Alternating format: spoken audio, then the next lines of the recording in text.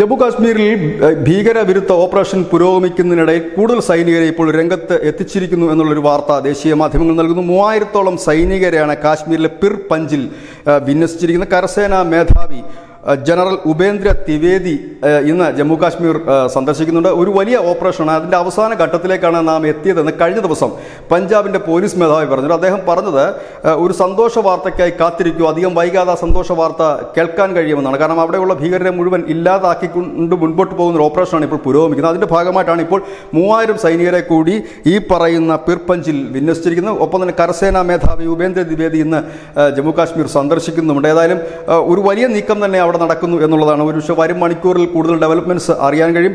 തീർച്ചയായും പ്രേക്ഷകരുമായി അത് പങ്കുവെക്കുന്നതുമാകും. News desk news India Malayalam.